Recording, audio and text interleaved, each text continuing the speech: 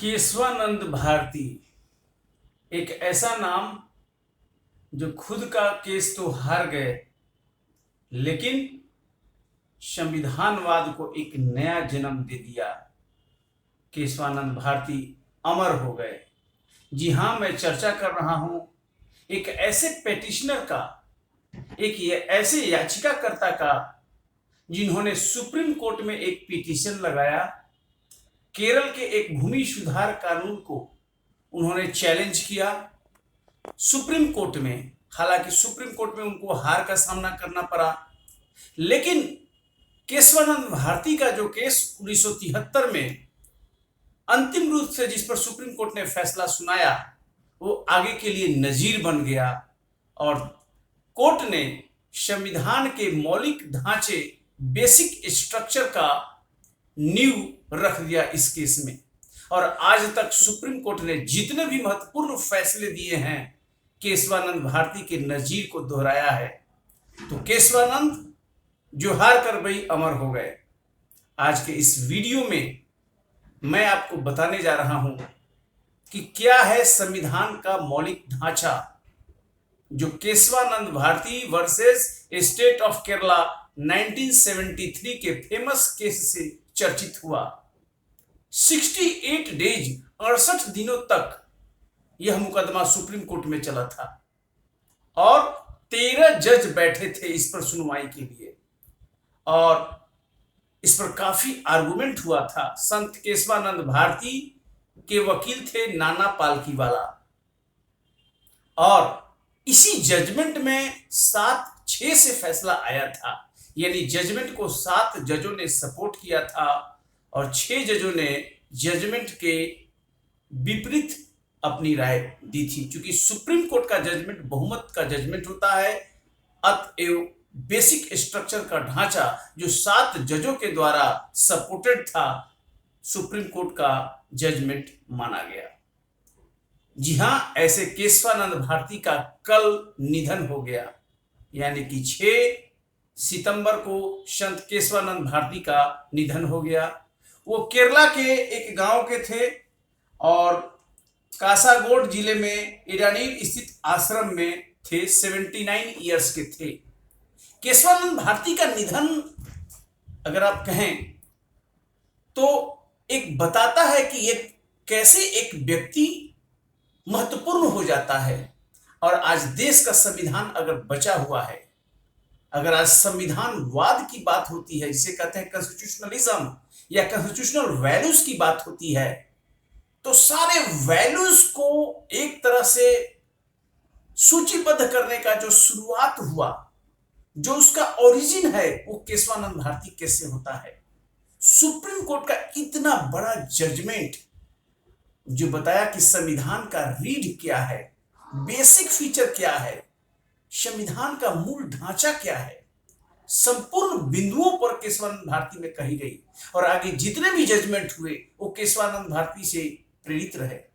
आज के इस वीडियो में मैं आपको यही बताने जा रहा हूं कि केशवानंद भारती किस तरह से केस के एक इंपॉर्टेंट पक्षकार के रूप में स्वयं तो हार गए, लेकिन हमेशा के लिए अमर हो गए। वीडियो में आप बने रहिएगा, क्योंकि आज मैं केशवानंद भारती और उसके संपूर्ण पहलुओं की संवैधानिक, कानूनी और न्यायिक व्याख्या करने जा रहा हूं।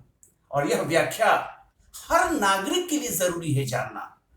एक नागरिक अगर केशवानंद भारती को नहीं समझेगा, इस केस को नहीं समझेगा, तो वो संविधान को नहीं समझ पाएगा। क्योंकि संविधान वो नहीं है जो संविधान में केवल लिखा है। संविधान को समझने के लिए न्यायपालिका के जजमेंट को भी साथ में लेके चलना पड़ता है।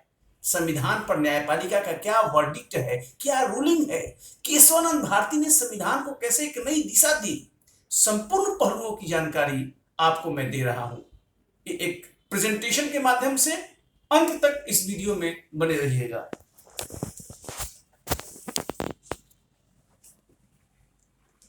तो इसका ये मूल बात है, संत केशवानंद भारती का जो निधन हुआ है, ये 6 सितंबर को जो हार कर भी अमर हो गए। और आज एक्सप्लेनर के रूप में आपके सामने है बेसिक स्ट्रक्चर। और ये वीडियो आपको दिया जा रहा है NKTIAS की ओर से। अंत तक बने रहिएगा, क्योंकि आपको एक बहुत अच्छा नॉलेज और इंफॉर्मेशन आपके समक्ष आने वाला है। और अच्छा लगे तो जरूर लाइक कीजिए, सब्सक्राइब कीजिए और इसे शेयर कीजिए। एक बैकग्राउंड मैं आपको बताना चाहता हूं कि जब संविधान एडॉप्ट हुआ 26 नवंबर 1949 को और 26 जनवरी 1950 को लागू हो गया, तो एक डिबेट शुरू हुआ था कि the power of parliament to amend the की provisions of the constitution under 368। ये 368 जो आर्टिकल है वो बताता है कि पार्लियामेंट संविधान में बदलाव ला सकती है, अमेंडमेंट कर सकती है, यानी कि डिलीट कर सकती है, कुछ प्रोविजन को ऐड कर सकती है या कुछ प्रोविजंस में वेरिएशन कर सकती है। इस पावर पर एक डिबेट शुरू हुआ था और ये डिबेट शुरू हुआ था आर्टिकल 13 से। क्योंकि मैं शॉर्ट में बता दूं, अगर आर्टिकल 13 आप नहीं जानेंगे तो फंडामेंटल राइट की महत्ता को नहीं समझ पाएंगे। और 13(1) जो कहता है, शॉर्ट में बताऊं, प्री कॉन्स्टिट्यूशनल लॉ, यानी ऐसे लॉ जो संविधान के स्टार्ट के पहले से मौजूद थे। संविधान कब स्टार्ट हुआ? 26 जनवरी 1950 को। उसके पहले के अनेक लॉ हैं जो आज भी चल रहे हैं। For example, Indian panel code, official secret act, registration act, society registration act 1866। ऐसे बहुत से लॉ हैं जो संविधान प्रारंभ के पहले बने थे और संविधान के बाद भी वो लागू रहे। 13(1) क्या कहता है? 13(1) कि ऐसा कोई भी लॉ जो प्री कॉन्स्टिट्यूशनल लॉ यानी संविधान पूर्व विधि मूल अधिकार का उल्लंघन नहीं कर सकता है, यानी पार्ट 3 फंडामेंटल राइट को वायलेट नहीं कर सकता है। And to the extent of violation that pre law shall be null and void, यानी कि फंडामेंटल राइट को प्री कॉन्स्टिट्यूशनल लॉ वायलेट नहीं करेगा। और पोस्ट कॉन्स्टिट्यूशनल लॉ, यानी जो नया लॉ बना संविधान स्टार्ट होने के बाद, जो नया लॉ बना, कौन लॉ बनाएगा? चाहे पार्लियामेंट या विधानसभाएं, राज्यों की विधानसभाएं, विधानमंडल, वो भी वायलेट नहीं करेगा। न तो संविधान पूर्व की विधि और न संविधान पश्चात विधि, ये दोनों फंडामेंटल राइट को वायलेट नहीं करेगी। ये गारंटी 13(1) और 13(2) संवैधानिक बात है। और ये भी कहा गया कि लॉ में क्या आएगा, किस तरह, कौन कौन सी चीजें लॉ में आती है। तो ये डिफिनीशन है, law includes ordinance, order, bye law, rule, regulation. बताया गया है 13(3) में कि लॉ में क्या क्या आता है। तो ये बातें 13(1) में कही गई है, जो कि पार्ट 3 फंडामेंटल राइट में आता है। न हुआ क्या कि जब संविधान स्टार्ट हुआ तो पंडित नेहरू प्रधानमंत्री बने और उनके सामने सबसे बड़ा चैलेंज था कि देश को विकास के रोड पर कैसे ले जाया जाए। और इसमें सबसे बड़ा प्रॉब्लम ये था कि अधिकांश जमींदारों के पास थे, उनसे जमीन छीनने जाओ तो वो कहते कि भाई राइट टू प्रॉपर्टी, संपत्ति का अधिकार तो मूल अधिकार था। आपको पता है राइट टू प्रॉपर्टी पहले मूल अधिकार था, और कोई लेने जाता था, मूल अधिकार सरकार लेती थी रोड बनाने के लिए, तो वो लोग सीधे सीधे कोर्ट में जाता था, हमारा मूल अधिकार का हनन हो गया, मेरा मूल अधिकार का रक्षा किया जाए। और आपने अभी देखा कि मूल अधिकार का कितना इंपॉर्टेंट है, कोई भी लॉ मूल अधिकार का उल्लंघन नहीं कर सकती है। पंडित नेहरू का यहाँ पर मास्टर स्ट्रोक, मास्टर प्लान क्या था, वो इंपॉर्टेंट है उसको समझना। और उन्होंने पहला संविधान संशोधन किया, the first amendment to the constitution that was done in 1951। इसका उद्देश्य कितना बड़ा है, क्योंकि ये आज भी डोमिनेटिंग है। इसे कहते हैं 9th शेड्यूल, 9वीं अनुसूची जोड़ी गई। आप जानते होंगे मूल संविधान यानी ओरिजिनल कॉन्स्टिट्यूशन में 8 अनुसूची थी, और ये 9वां अनुसूची पहले संविधान संशोधन जो 1951 में किया गया उसके द्वारा जोड़ा गया। और क्या हुआ, एक नया आर्टिकल ऐड हुआ 31B, और 31B एक नया आर्टिकल कैसे ऐड हुआ? फर्स्ट अमेंडमेंट के द्वारा, और इसके साथ एक 9th शेड्यूल भी जोड़ा गया। और कहा गया कि कोई भी लॉ जो बनता है, चाहे वो पार्लियामेंट बनाए या राज्यों की विधानमंडल बनाए, अगर उस लॉ को 9th शेड्यूल में आप डाल देते हैं, इनकॉर्पोरेट कर लेते हैं, उसमें डाल देते हैं, तो फिर न्यायपालिका उसका जांच नहीं कर पाएगा, उस कानून को रद्द नहीं कर पाएगा। ये तुरूप का पत्ता साबित हुआ। शुरू में एक से एक लॉ बने, लेकिन लॉ को कोर्ट कहता था कि नहीं, आप तो फंडामेंटल राइट का वायलेट करते हैं, आपका नल एंड वॉइड है, गलत है।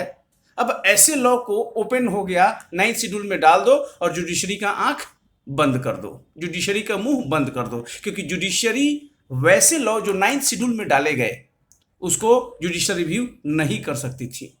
तो law under 9th schedule could not be challenge on the ground that it violets fundamental right. ये बहुत बड़ी बात थी। Article 31B 9th schedule form exception of article 13। ये देखिए, समझिए ये मैं क्या कह रहा हूं।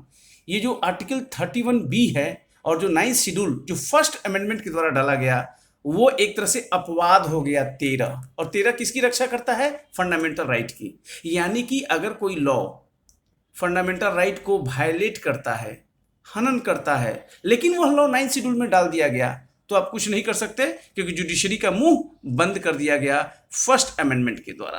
तो ये बहुत बड़ी बात है। शुरू में तो कृषि सुधार लागू किए गए, जरूरी था, सोशलिस्ट ओरिएंटेशन था, लेकिन बाद में अनेक गैर कृषि कानूनों को भी इसमें डाल दिया गया। और आज की तारीख में अगर आप बात करें तो 284 कानूनों को 9th शेड्यूल में डाला गया है।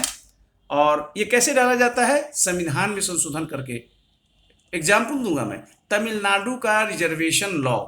आपको पता है तमिलनाडु में रिजर्वेशन कितना है? 50% से ऊपर है। सुप्रीम कोर्ट के सिद्धांत के विरुद्ध है। क्या किया सरकार ने? संविधान में संशोधन करके तमिलनाडु के आरक्षण कानूनों को 9th शेड्यूल में डाल दिया और न्यायपालिका का मुंह बंद। गैर कानूनी है, पता है, लेकिन न्यायपालिका कुछ नहीं कर सकती। क्यों? क्योंकि 9th शेड्यूल में डाल दिया गया। लेकिन इस व्यू में अब अंतर आ गया है, आगे बढ़ना पड़ेगा, आपको वीडियो में बने रहना पड़ेगा, तब क्लियर पिक्चर होगा। देखिए, पहला केस शंकरी प्रसाद का आया। अगर आप बेसिक फीचर समझना चाहते हैं तो इसको 3 स्टेज में समझिए। पहला स्टेज है शंकरी प्रसाद, पहले मुकदमा आया 1951 में। फर्स्ट अमेंडमेंट यानी जिसके तहत 31B और 9th शेड्यूल को सरकार ने इनकॉर्पोरेट किया था।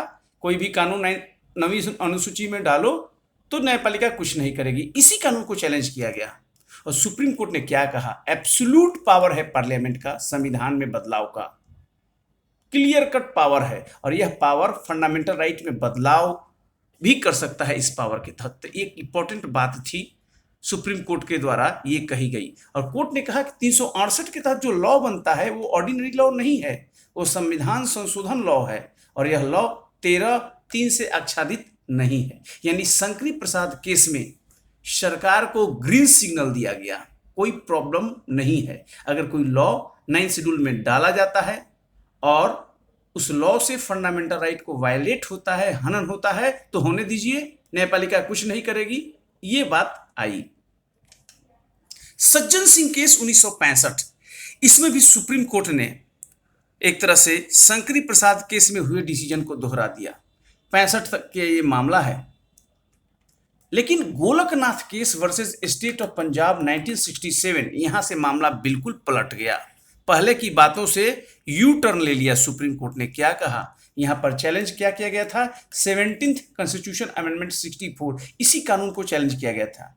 पार्लियामेंट ने संविधान में संशोधन किया था, ये 17वां संविधान संशोधन था, इसको चैलेंज किया गया और सुप्रीम कोर्ट ने 6-5 से मेजोरिटी में फैसला दिया। और क्या कहा सुप्रीम कोर्ट ने अपने ही पहले के फैसले से यू टर्न ले लिया और कहा कि no, parliament can not amend part 3 of the constitution. आप फंडामेंटल राइट में बदलाव नहीं कर सकते हैं, क्योंकि फंडामेंटल राइट इतना ट्रांसीडेंटल है, इंपॉर्टेंट है, उसमें बदलाव नहीं कर सकते हैं। तो एक तरह से गोलकनाथ का ये फैसला था 6-5 से, और कहा कि फंडामेंटल राइट वेरी इंपॉर्टेंट है, भले ही 9th शेड्यूल में आप डाल दीजिए। क्या हुआ? कोई भी लॉ, चाहे वो 9th शेड्यूल का ही लॉ क्यों हो, अगर फंडामेंटल राइट को वायलेट करता है, to the extent of violation that law shall be declared null and void. Golaknath के फैसले से आप सोच रहे होंगे कितनी बेचैनी हुई होगी सरकार को, क्योंकि सरकार विकास के पथ पर आगे बढ़ रही थी और संपत्ति का अधिकार भी उस समय मूल अधिकार था। ना वो किस तरह से क्या किया जाए, क्योंकि कोई भी कानून बने लोग कोर्ट में चले जाते थे, माय लॉर्ड मेरे फंडामेंटल राइट का उल्लंघन हो रहा है, ये इशू था। और गोलकनाथ ने एक तरह से सरकार को लगाम लगा दिया कि आप फंडामेंटल राइट में बदलाव नहीं कर सकते हैं, fundamental rights are so transcendental. Government का रिएक्शन स्वाभाविक था, आप जानते हैं, बहुत स्वाभाविक था गवर्नमेंट का reaction. 67 government wanted to get, और गवर्नमेंट चाहती थी किस तरह से गोलकनाथ फैसले को दबा दिया जाए, किल किया जाए। लेकिन फैसला गोलकनाथ के अलावा आरसी कूपर केस का भी था 70 का, और माधवराव सिंधिया का भी केस 70 में हुआ था। ये तीनों केस में सुप्रीम कोर्ट ने क्या कहा था? पार्लियामेंट का पावर अनलिमिटेड नहीं है, फंडामेंटल राइट में आप बदलाव नहीं कर सकते। एज ए रिजल्ट, और सामने कौन था सरकार का मुखिया? जान लीजिए, इस सरकार का मुखिया थी इंदिरा गांधी, और इंदिरा गांधी को कौन चैलेंज किया? सुप्रीम कोर्ट ने। गोलकनाथ का पहला चैलेंज आया। सरकार ने क्या किया? इंदिरा गांधी ने 4 संविधान संशोधन किए। 4, पहला 24वां संशोधन 71, 25वां संशोधन 71, 26वां संशोधन 71 और 29वां संशोधन 72। अब पूरी तरह संविधान को एक तरह से काफी इसमें बदलाव किए गए, और बदलाव करके उन्होंने 13(4) और 368 में भी बदलाव किए, और कहा पार्लियामेंट कोई भी बदलाव कर सकती है 368 के तहत, और उसको कोई नहीं रोक सकता। इन चारों संविधान संशोधनों को 24, 25, 26, 29 ये 4 अमेंडमेंट संविधान में किए गए थे 368 के तहत। इसको चैलेंज किया गया कहाँ? केशवानंद भारती में, जिनका कल केशवानंद भारती केस में चैलेंज किया गया था। अब देखिए, केशवानंद भारती, ये केशवानंद संत हुए हैं, संत केशवानंद, उनका कल डेथ हुआ है, और इन्हीं पर मैं चर्चा कर रहा हूं। यह केस डिसाइड हुआ था 24 अप्रैल 1973। लैंडमार्क डेट है, भारत का इतिहास इस डेट से जुड़ा हुआ है, संवैधानिक इतिहास। आप कभी भी इस डेट को नहीं भूल सकते हैं। 24 अप्रैल 1973, इसी डेट को केशवानंद भारती डिसाइड हुआ था। 13 जज बैठे थे, 13 जजों ने 68 दिन तक सुनवाई की थी, और इसके चीफ जस्टिस भारत के थे S.M. सीकरी। 7-6 से फैसला हुआ था। क्या कहा था सुप्रीम कोर्ट ने? Landmark judgment declaring that the parliament can not alter और disturb the basic structure of the constitution. Milestone था सुप्रीम कोर्ट के जजमेंट का। कहा था कि आप पार्लियामेंट कभी भी अल्टर और डिस्टर्ब नहीं कर सकती जो बेसिक फीचर है, संविधान का जो मूल ढांचा है, बेसिक फीचर है, उसमें बदलाव नहीं किया जा सकता है पार्लियामेंट के द्वारा संविधान में संशोधन करके। Supreme court gave famous doctrine. वो डॉक्ट्रिन देखिए, doctrine of implied and inherent limitations, यानी कि ये लिमिटेशन है पार्लियामेंट का। पार्लियामेंट एब्सोल्यूट पावर नहीं है कि जो चाहो संविधान को बदल दो, नए ढंग से लिख दो, ऐसा नहीं है। ये इम्प्लाइड है, यानी उसी में निहित है, इनहेरेंट है, उसी में मिला हुआ है। लिमिटेशन यानी पार्लियामेंट अनलिमिटेड पावर नहीं है। It concluded that Parliament has no absolute power under 368 to amend the Constitution. It held that the Parliament has unfettered power. However, it held to amend the Constitution. आप amend कर सकते हैं, जो चाहिए amend कीजिए, supreme court ने कहा, लेकिन आप बेसिक फीचर्स को डिस्टर्ब नहीं कर पाइएगा। Structure of fundamental features of the constitution, जो मूल ढांचा है, उसको आप नहीं बदल पाइएगा। बाकी आप जो करना है करिए, कोई दिक्कत नहीं है। सुप्रीम कोर्ट ने कहा पार्लियामेंट को सारा पावर है 368 के तहत संविधान में बदलाव का, लेकिन आप फंडामेंटल फीचर यानी जो संविधान की रीढ़ है, मूल ढांचा है, उसमें बदलाव नहीं कर पाइएगा।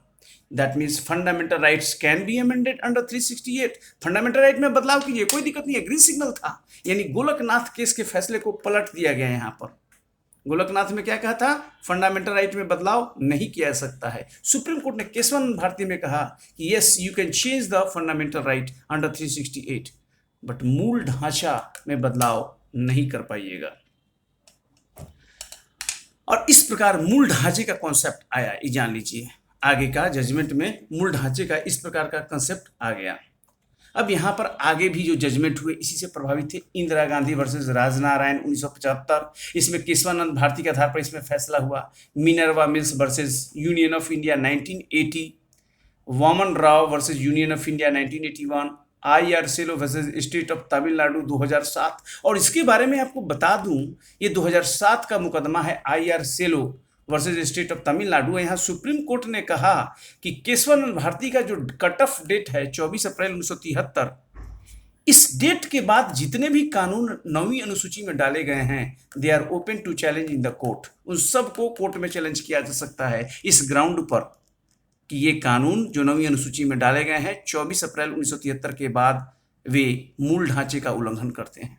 तो ये बहुत इंपॉर्टेंट बात थी। इसके बाद supreme court advocate on record association versus union of India 2016 का मुकदमा है, जिसमें 99th अमेंडमेंट एक्ट 2014 और national judicial appointment commission act 2014 को सुप्रीम कोर्ट ने इस आधार पर रद्द कर दिया कि न्यायिक स्वायत्तता, न्यायिक स्वतंत्रता संविधान का मौलिक ढांचा है और इसको बदलाव नहीं किया जा सकता है। However, Supreme Court did not define the term basic structure. आज तक सुप्रीम कोर्ट ने डेफिनेशन नहीं दिया, मूल ढांचा है क्या, क्या है basic structure, and only listed few principles, सूची एक दे दिया, अलग अलग केस में कहा ये ढांचा मूल ढांचा है, ये मूल ढांचा है, ये मूल ढांचा है, डेफिनेशन नहीं दिया एज बीइंग इट्स पार्ट। अब देखिए क्या क्या मूल ढांचा है अलग अलग में।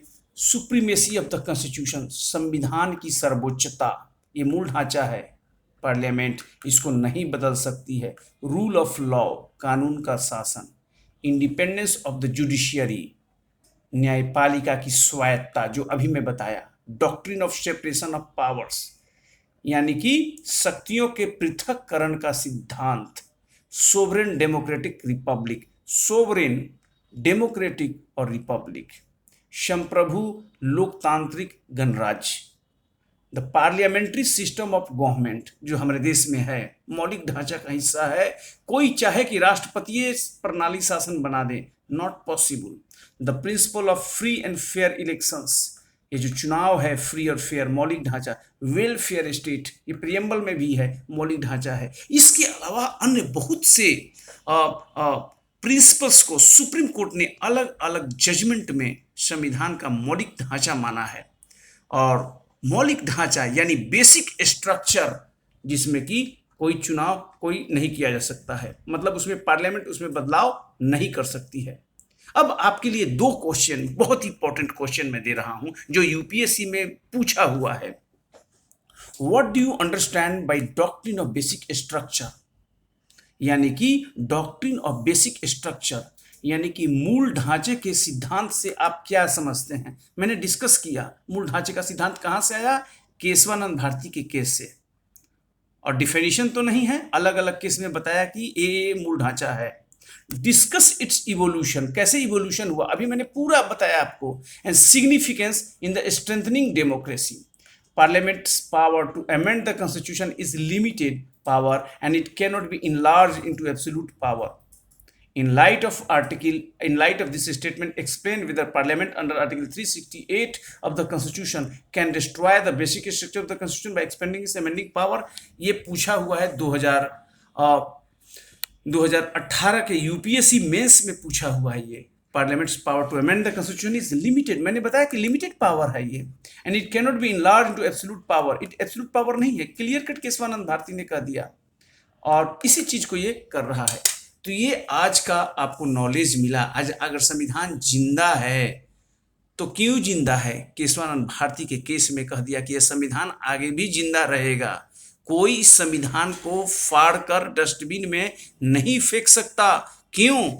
क्योंकि संत केशवानंद भारती का पिटीशन, वो अपना केस हार गए लेकिन अमर हो गए। उन्हीं का न केस था, Kesavananda Bharati versus state of Kerala 1973, जो सुप्रीम कोर्ट ने बेसिक स्ट्रक्चर का सिद्धांत दे दिया, और आज उसी सिद्धांत से पूरा का पूरा सुप्रीम कोर्ट, संविधान और देश की संवैधानिकता गवर्न हो रही है। पूरे विश्व में केशवानंद भारती के सिद्धांत को सराहा गया। कई देश सुप्रीम कोर्ट में के केशवानंद भारती के सिद्धांत को आगे फॉलो किए और उनके सुप्रीम कोर्ट ने फॉलो किया। लैंडमार्क जजमेंट है। पार्लियामेंट को पावर है संविधान में बदलाव करने का। आज की तारीख में 105 अमेंडमेंट हो चुके हैं, कोई रोक नहीं है, लेकिन आप ढांचा नहीं बदलेंगे। ये नहीं कि संविधान को फाड़ दीजिए और आप उसको चेंज कर दीजिए, जैसे संसदीय प्रणाली को चेंज करके आप कहिए कि राष्ट्रपतीय प्रणाली कर देंगे। जैसे संघीय सिद्धांत है हमारे देश में, फेडरल कॉन्स्टिट्यूशन है, इसको चेंज करके कह दीजिए कि हम यूनिटरी बना देंगे। Not possible, because they are the basic features of the constitution. कैसा लगा ये वीडियो, जरूर अपनी राय दीजिएगा। अच्छा लगे जरूर लाइक कीजिए, सब्सक्राइब कीजिए और अपने दोस्तों के बीच में शेयर कीजिए। बहुत बहुत धन्यवाद आपको इस वीडियो को देखने के लिए।